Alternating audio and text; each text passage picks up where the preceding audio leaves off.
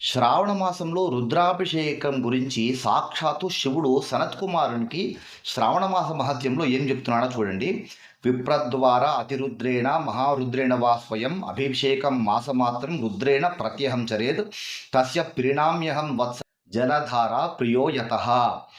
నా శిరస్సుమున ఎప్పుడూ జలధారలు పడుచుండేటి విధంగా శ్రావణ మాసంలో 30 రోజుల పాటు రుద్రాభిషేకం చేయించినటువంటి వాడు నాకు ప్రీతిపాత్రుడవుతాడు అంటున్నాడు. కుర్యాత్ రుద్రేణవా హోమం మమ ప్రీతికరం పరం. ఎవరైతే రుద్రహోమం చేస్తారో అటువంటి వారు నాకు చాలా ప్రీతిని కలిగిస్తారు అంటున్నారు.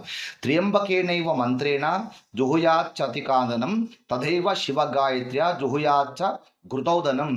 ఎవరైతే శివపంచాక్షరితో ఆవునేతితో ఈ శివపంచాక్షరి మంత్రం చెప్తూ హోమం చేస్తారో వాళ్ళు శివానుగ్రహానికి పాత్రులవుతారు అంటున్నారు.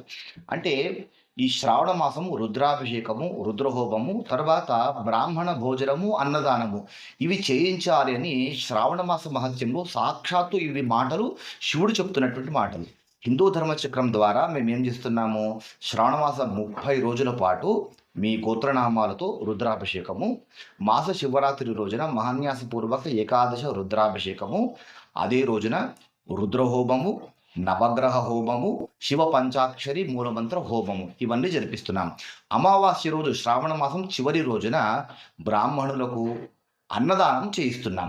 కనుక మీ గోత్రనామాలతో రుద్రాభిషేకం శ్రావణ మాసం అంతా చేయించుకోవాలనుకునేటువంటి వారు స్క్రీన్ పైన కనిపించే నా నంబర్కు మీరు సంప్రదిస్తే కనుక మీ గోత్రనామాలు తీసుకొని మీ గోత్రనామాలతో రుద్రాభిషేకం 1001 రూపాయలు మేము ఛార్జ్ చేస్తున్నాము. ఈ రుసుము కట్టాలి అనుకునేటువంటి వారు సంప్రదిస్తే సరిపోతుంది.